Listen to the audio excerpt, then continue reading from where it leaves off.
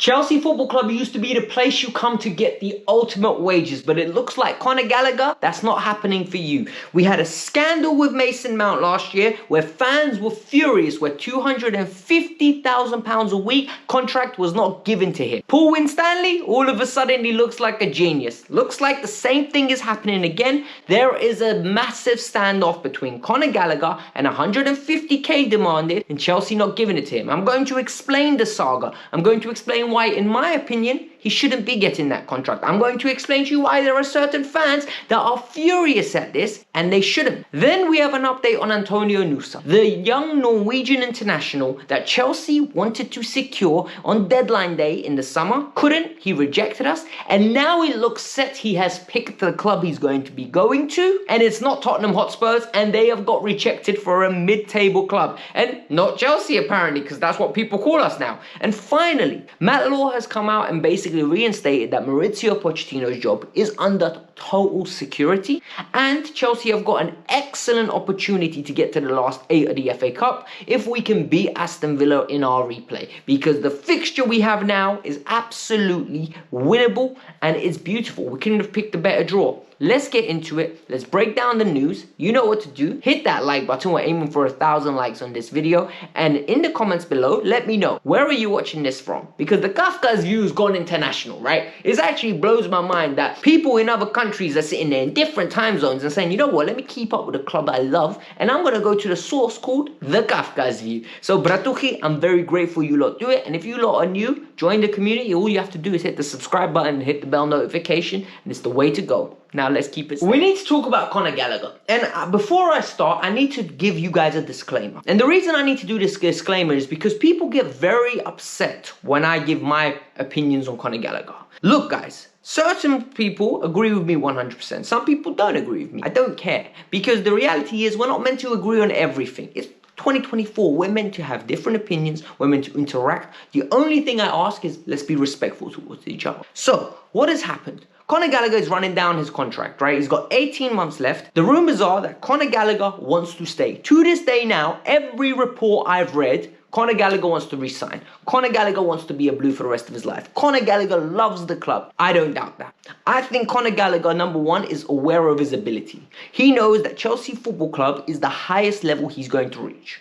And you know what? That is a fantastic level to reach. Because only way up from Chelsea Football Club, realistically, is Real Madrid or Barcelona, right? For reputation of the club. That's what other global icons go to. Secondly, I think Conor Gallagher knows his next move is nowhere near to the stature of a club of Chelsea Football Club. No one in England at this moment in time that is better than Chelsea will want him. That's my personal opinion. I don't think Manchester City would want him. I don't think Liverpool would want him. Maybe Arteta would try a little experiment at Arsenal, but even then, are Arsenal that much better than Chelsea? Because in the last 20 years, we have been bigger than them in every single which way. Chelsea Football Club now have got a new structure. If you don't believe me, go and look at the body of work since Winstanley and Lawrence Stewart have come in that has happened at Chelsea.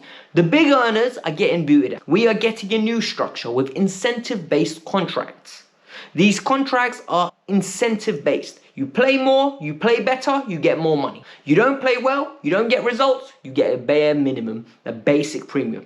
Mikhailo Mudryk, £63 million signing, £93,000 a week. Lavia, £65 million signing, £63,000 a week. It doesn't matter who you are. Moises Caicedo, £130,000 a week. The world record British signing, right? In England, there has been no one that's been bought for more than him.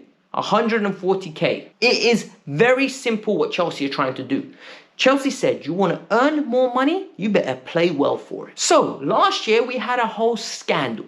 Fans were rioting, damn near rioting. They were furious. The fact that how's Mason Mount, the boy that's got a dream, the boy that had a banner, are allowed to leave Chelsea Football Club. Because he's got 12 months left on his deal. If anyone deserves 250k, it's Mace, 2-time player of the year. That's all I heard. Consistently, I heard that same rhetoric. He had a whole year of being injured. Some people said, well, you know what? He's not injured. This is just Chelsea refusing to play him to force him to sign a new contract on the terms that they want. But then he's gone to Manchester United. We've hardly seen him play. Like, genuinely, we've hardly seen him play. He's been injured. So, as of this moment, the 250k Manchester United are paying him is ridiculous. And they paid us 55 million plus 5 million in add-ons if it gets activated. So, Chelsea won that saga. And now back to the Conor Gallagher saga. Conor Gallagher, apparently his camp want 150k, according to Ben Jacobs. Chelsea are refusing to give him that money. We need to take the source now, and we need to talk about it in totality outside of, like, from bird's eye view. What I think is happening is Conor Gallagher's people are looking at the squad and saying, Conor's played a whole lot of games. Conor Gallagher this year, for 2 months, arguably, for some people, has been Chelsea's best player. I don't agree with that rhetoric. For me, there have been multiple players that have been better than him, but we're not going to get into that. Because the reality is, Conor Gallagher, in his agent's eyes, in his eyes, in Mauricio Pochettino's eyes, is a valuable player. So he's going to say, if I'm a valuable player, I want to get paid like one of the best players in the team. Within your right. I am very big on people asking for what they want in a workplace. If you believe you're worth £150,000 a week, Conor, big man, you ask for that money. But it's Chelsea's right to say, no, we don't think you're worth that. And if they don't think you're worth that, you have a decision to make whether you're going to stay or you're going to leave. Same way as Chelsea have a right to tell a player, we're going to pay you this much. And the player's about to say, no, I think I'm worth more. That's just common sense. That's everyday practice. This happens in everyday work. People now are getting upset. Why is Conor not getting £150,000? He is worth every penny. He's our best player. I don't think he is. I think Chelsea Football Club in the summer signed Moises Caicedo. Prior to that, they signed Enzo Fernandez. And in the summer again, they signed Romeo Lavia. With Carney Chukwuemeka, with Casade, Santos, there is no room for Conor Gallagher. The plan was always to remove Conor Gallagher from Chelsea Football Club. People aren't going to like that, but it's the truth. Last January, Everton bid £40 million. Chelsea accepted with a smile on their face. They were smiling like a Cheshire cat. You could see teeth and everything, geezer. Everybody was happy. Apart from Conor Gallagher, refused to leave. In the summer, no one came in for him. Pochettino reintegrated him into the squad, and guess what? Now, Chelsea are asking for £80 million.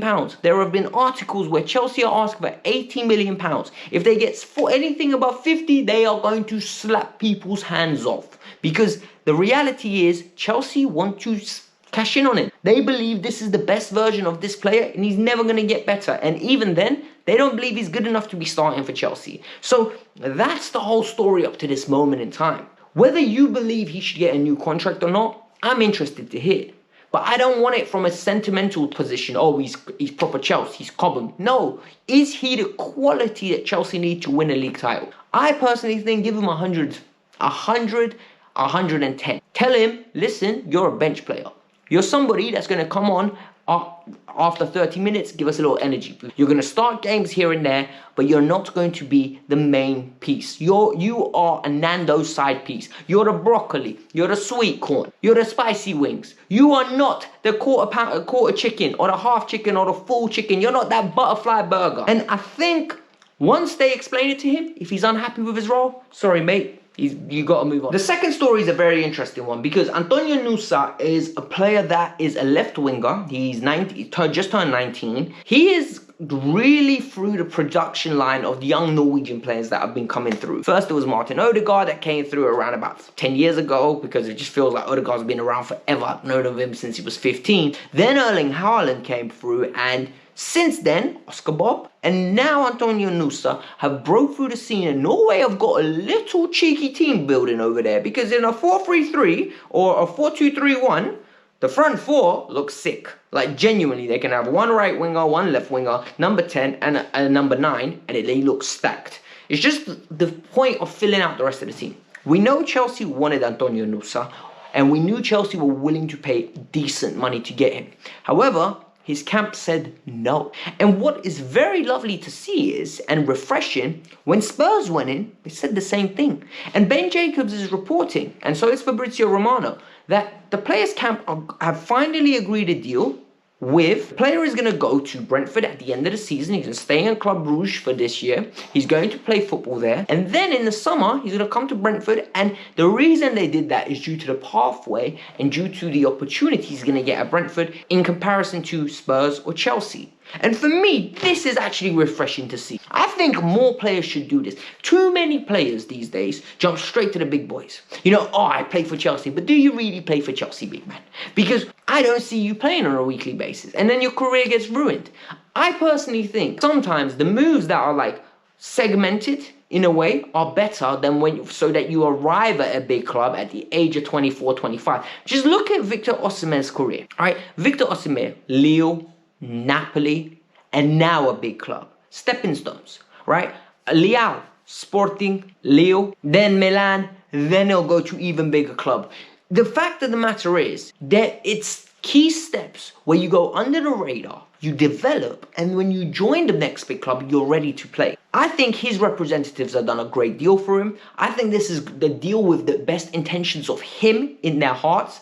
And I also think Brentford are going to make crazy amounts of money off this kid in the future because he is uber talented. And I'm really happy that Chelsea aren't just buying him to stockpile him, because on that left wing at the moment, we have Mikhail Budry, and we kind of have to extract what is in him because I think there's a good player in there. It's a matter of giving him opportunities and letting him develop, because at the moment, he's really lacking on the development front. And on the other side, you have got Noni. Like, you just do not need to add another winger into the mix, in my personal opinion. The final story is regarding Mauricio Pochettino's position being safe for the season. And there will be an end-of-year review that will be the verdict of him either staying or him going.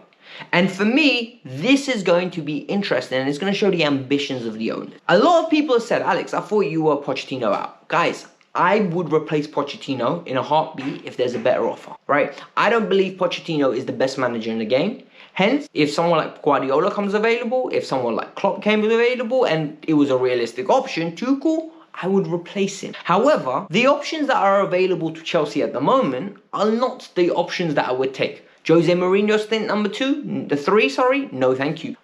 Frank Lampard number 3, no thank you. I don't want it. So for me, I also believe in objectivity. Whilst I believe Pochettino struggles with in-game management, he's a coward at times in his selections and doesn't want to attack. He'd rather not lose a game than win a game.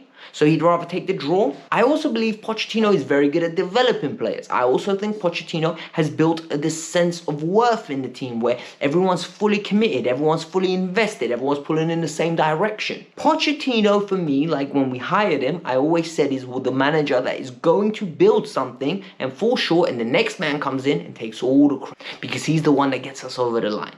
And we're already seeing it. The team is slowly getting better. We're in a final of an EFL Cup. Now if we beat Aston Villa, we get Plymouth or Leeds in the final round. And for me, this is evident. Chelsea just need to keep building. Chelsea need to win 12 of their last 19 Premier League games. Since that point, when I said that, we have won 2 in a row. We've got Liverpool now. If we somehow get a draw, that is a great start to those 19 games. It'll be 3 down, 2 wins, 1 draw. And then go on another mini run. And just keep going on mini runs. Because if we secure 12 out of 19 wins, we can finish 5th. And if we finish 5th, there's potential for Champions League football. And then the owners can decide what they want to do with it. Personally, Ruben Amorim, if he becomes available, go and get him from Sporting Lisbon. I really like that manager.